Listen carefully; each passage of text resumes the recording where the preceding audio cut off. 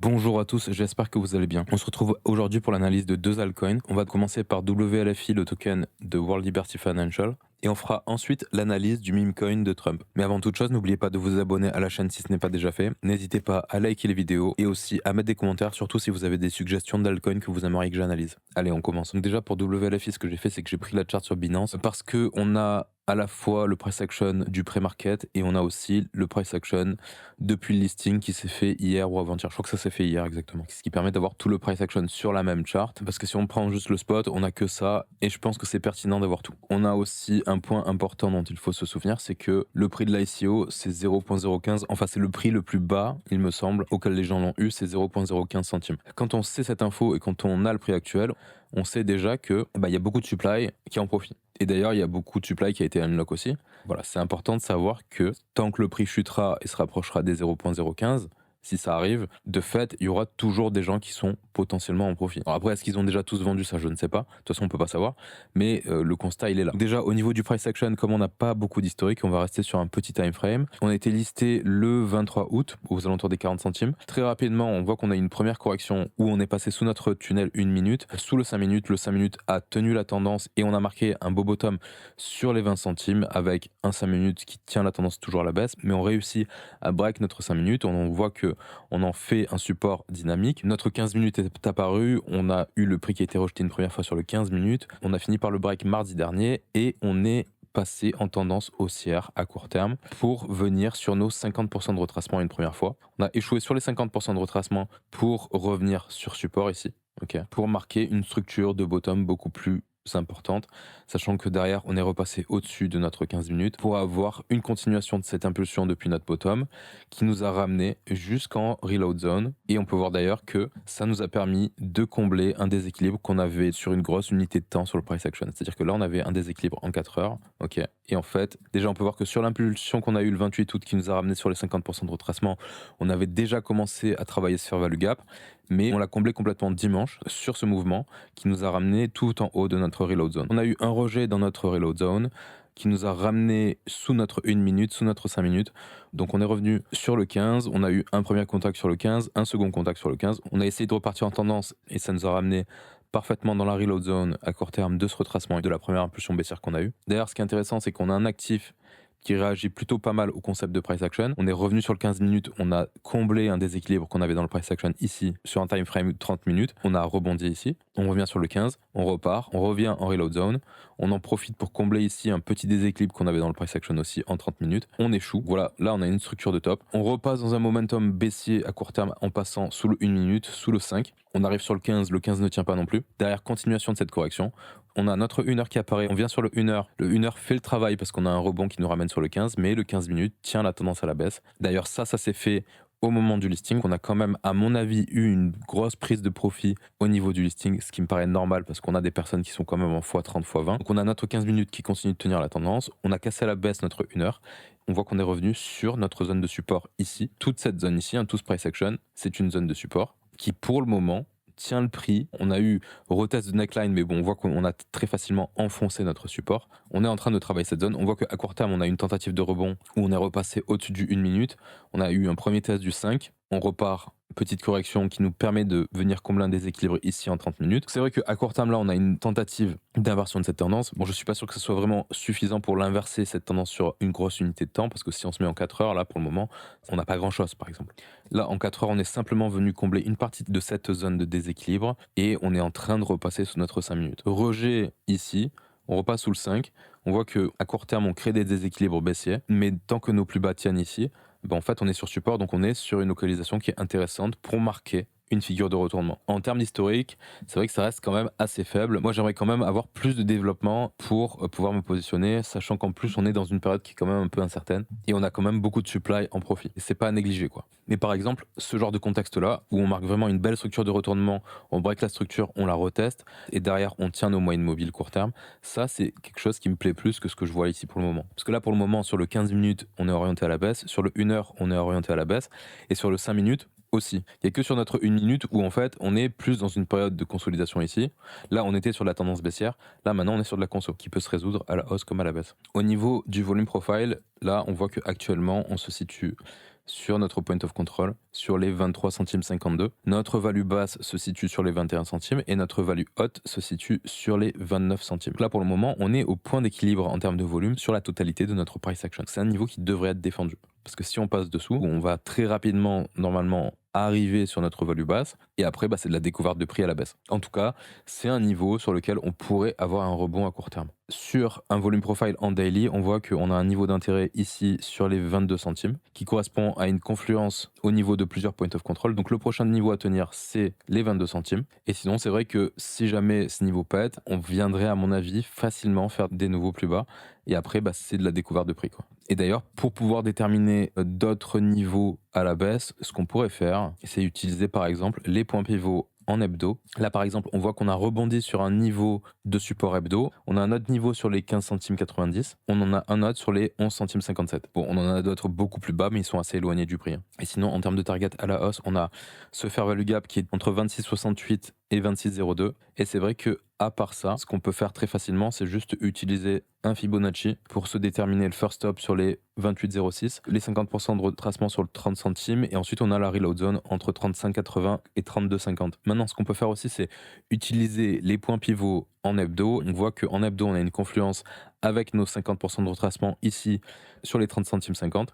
On a un point mensuel en confluence avec le haut de notre reload zone sur les 35 centimes 50 aussi. Et ensuite, on en a un aussi au-dessus de notre sommet sur les 40 centimes 42. Et beaucoup plus haut, on a une confluence aussi entre deux niveaux, entre 51 centimes et 49 centimes 39. Et au niveau de la force relative, il n'y a pas d'observation exceptionnelle à faire. C'est-à-dire qu'on ne peut pas vraiment observer un découplage par rapport à une certaine catégorie d'actifs. On n'est pas en train de surperformer ou de sous-performer quelque chose en particulier, quoi. Pour le meme coin de Trump, on est sur un actif qui est listé depuis le 19 janvier. On se rappelle tous, c'était le top du marché, le jour de l'investiture, il me semble, je ne sais plus si c'était le 19 ou le 20, mais bon, ça ne change pas grand-chose. On est sur un actif qui a fait une sacrée performance. On n'a pas tout l'historique parce qu'il y a 24 heures d'historique où on est parti, je crois, des 3 dollars pour arriver jusqu'à 76. En fait, on a quand même un peu de price action avant la mèche ici.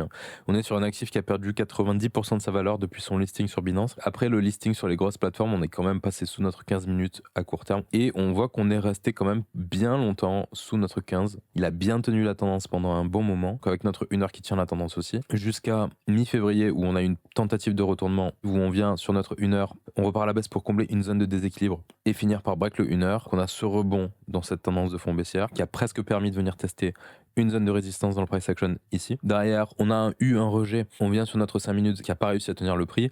On est revenu jusqu'à notre 15 minutes qui n'a pas tenu non plus. On a eu une phase de consolidation sur le 1 heure. On a break notre 1 heure à la baisse et on est reparti en tendance baissière. C'est-à-dire que notre 1 heure cette fois-ci tient la tendance jusqu'à fin février où on a une tentative de rebond. Sauf que cette fois-ci maintenant c'est le 4 heures qui tient la tendance. D'ailleurs sur ce mouvement on voit qu'on est venu chercher toute une zone de stop ici sur les 17 centimes 55 avant de repartir à la baisse. On voit qu'on a une tendance qui ralentit parce qu'on a quand même des phases de consolidation autour du 15 minutes et du 1 heure. Et on finit par marquer notre bottom sur la zone entre 7,20$ et 8,70$. On a une belle réaction haussière sur le 9 avril, formation d'un déséquilibre en 4 heures, qu'on vient retester, on repasse au-dessus de notre 1 heure. On a cette correction qui nous ramène sur la zone de notre bottom. Création de déséquilibre en 4 heures ici aussi sur le 19, qu'on vient retester. On tient le 1 heure cette fois-ci, on repart en tendance, on break notre 4 heures avec gros déséquilibre en 4 heures aussi. Ce mouvement, il nous a ramené sur une zone de résistance ici.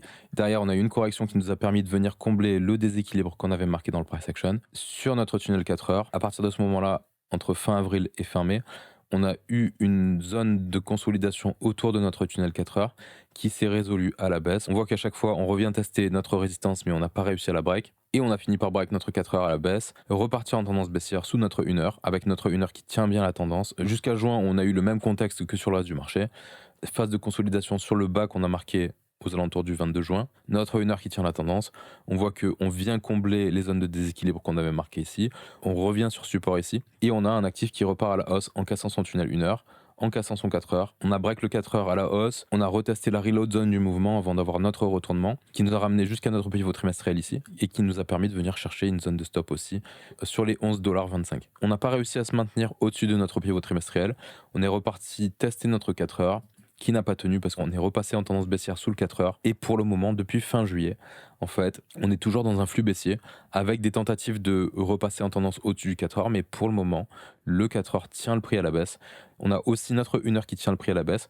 On est passé sous nos niveaux de juin 2025 et en fait on est revenu sur notre bottom de avril. Alors on était déjà revenu sur notre bottom d'avril, d'ailleurs on peut voir que c'est sur le bottom d'avril où on a eu un rebond début juillet, mais là en fait on voit qu'on a un actif qui est quand même assez faible parce que il est revenu sur son bottom d'avril, pendant que le reste du marché a plutôt bien performé. En termes de target, déjà la zone actuelle elle est idéale, c'est-à-dire qu'on se situe sur support, mais c'est vrai qu'on n'a aucune force. Il n'y a aucun momentum haussier. Le seul truc qu'on peut observer, c'est qu'on est sur un bon niveau de support. Alors après, on aurait des targets à la baisse parce qu'on a plus de price action sur les échanges décentralisés. Là, j'ai pas le price action. Ce que je peux voir, par contre, c'est juste au niveau des points pivots en termes de target baissière. Si on fait un plus bas sous ce bottom, on a un niveau sur les 5,16$, c'est des niveaux trimestriels.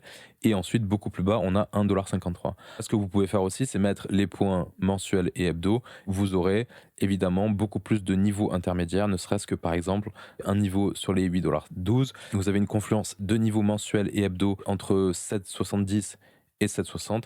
Là, on en a un entre 6,78 et 6,67. Ça nous donne des targets intermédiaires. À la hausse, ça sera beaucoup plus facile étant donné qu'on a du price action. On peut avoir des réactions sur les pivots hebdo et mensuels, évidemment. D'ailleurs, là, c'est ce qui s'est passé. C'est-à-dire qu'on a eu quand même une réaction sur un couple mensuel et hebdo. Là, je vais garder juste les mensuels. On a un niveau sur les 9,89$.